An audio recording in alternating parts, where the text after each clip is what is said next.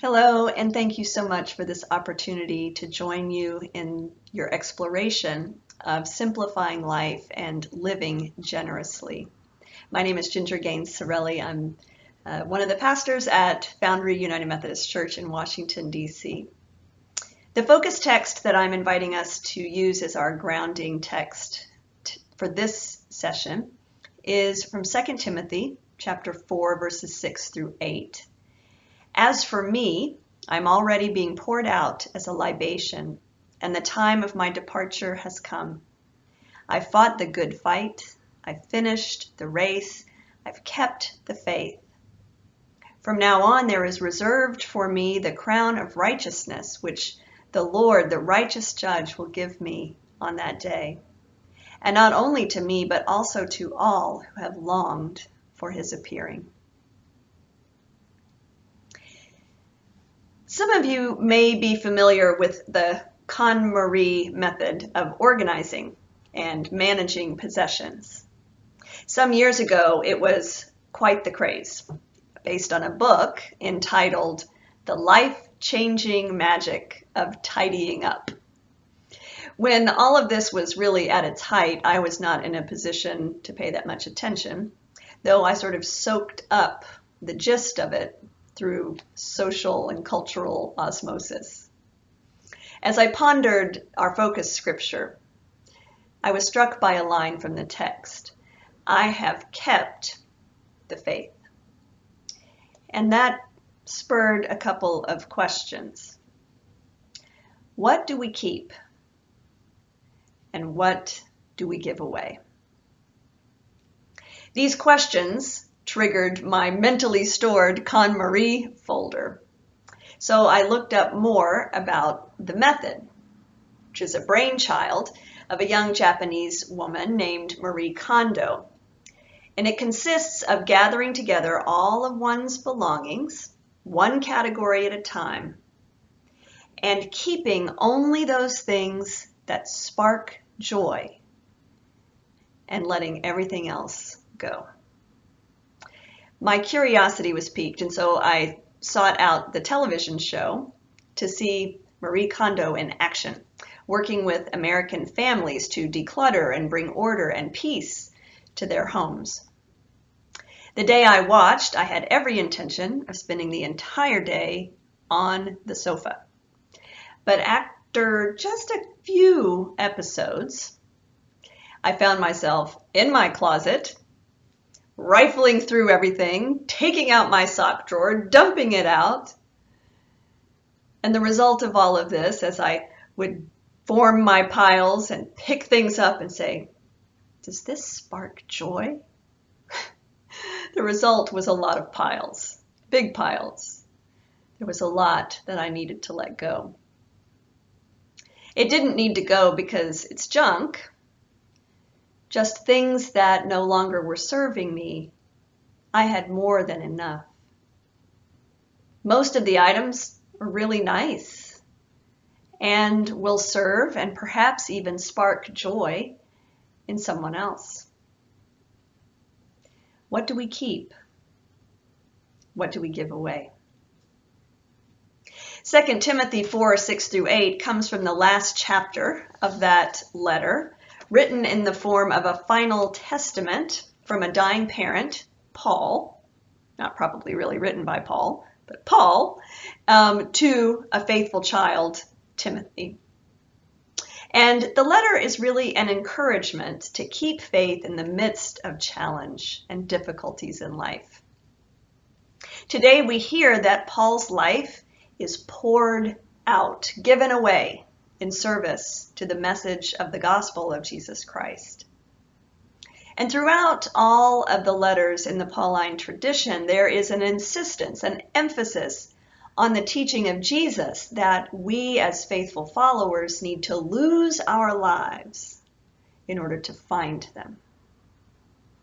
This doesn't mean, I might add, that we are to seek death as martyrs, but rather we're called to live for something or someone bigger than just ourselves.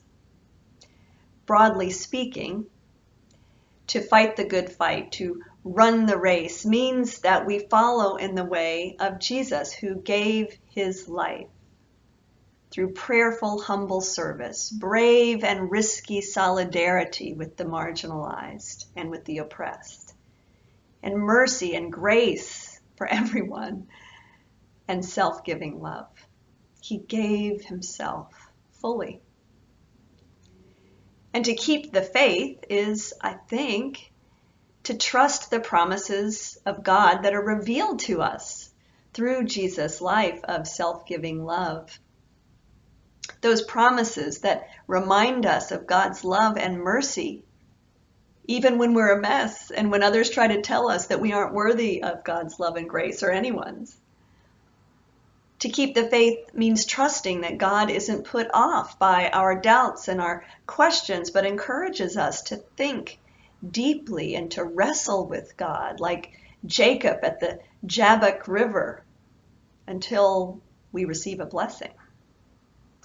It means having assurance that as you practice your faith with intention, as you do what you can do, that God will come alongside and do what only God can do. And God will work in you and through you for good, to use what you offer to further God's mission of love and justice in the world. To keep the faith is to trust God to help you, to serve as you are called to serve, to give as response and gratitude for God's generosity to you, and to love as you have been loved. It's a lot.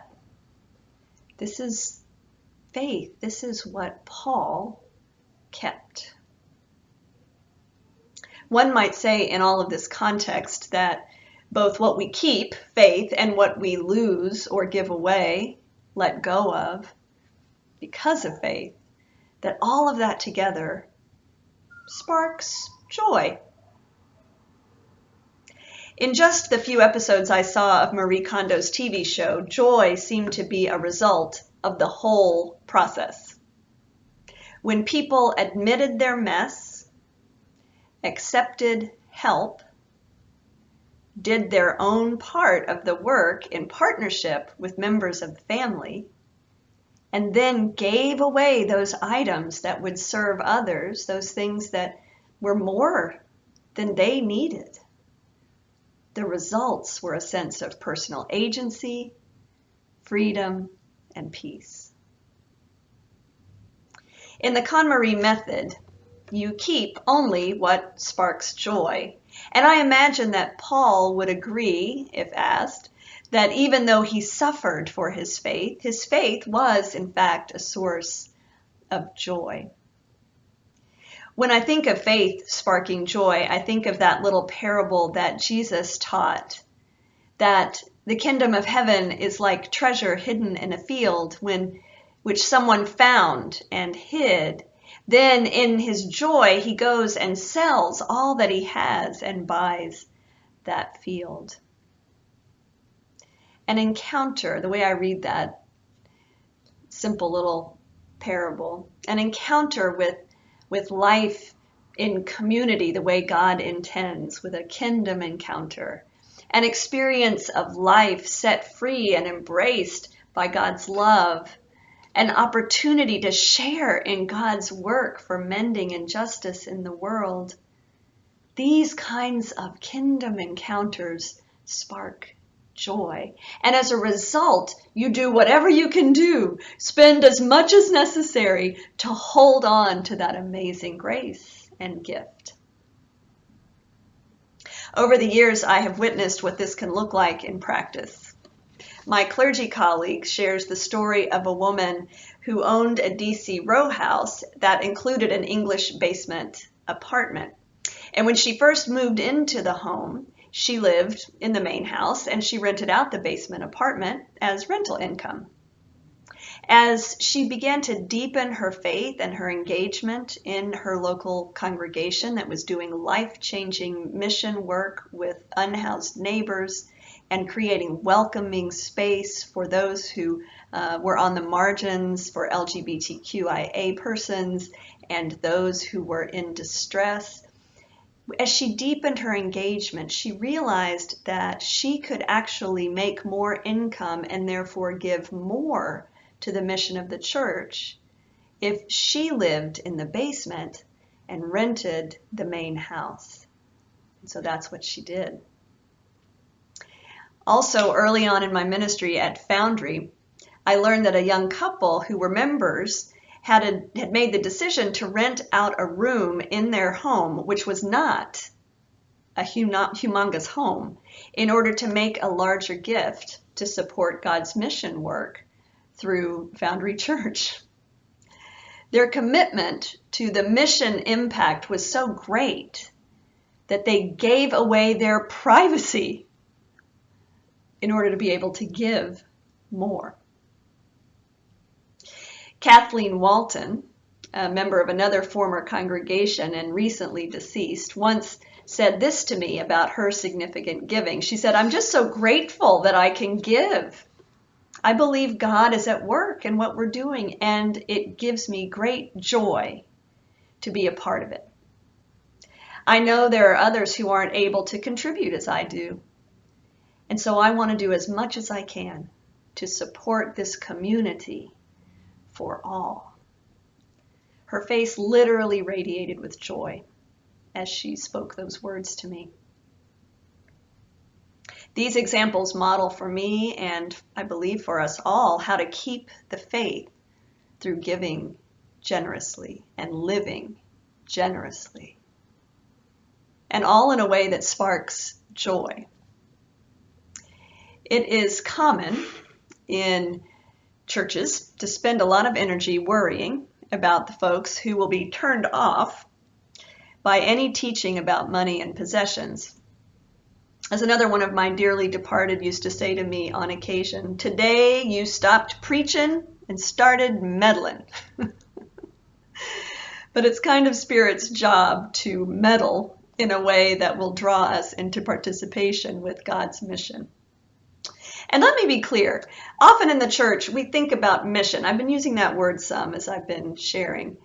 We often think about mission in a couple of primary ways, as some activity that we do for people far, far away with whom we will never have to really get involved with in any ways that complicate our daily lives. Or we think about mission in terms of our church's mission statement, that set of words that is supposed to give us guidance and help others know whether we're their kind of church or not. But here's the thing. It's not that the church has a mission, but that God's mission has a church. God's mission is not relegated to places disconnected from the very real needs and suffering and injustices happening right in the places where we live. So when we are generous toward faithful, active, alive, impactful churches like Myers Park, we're supporting not just that church, but God's mission in the world that church seeks to humbly, faithfully, skillfully serve.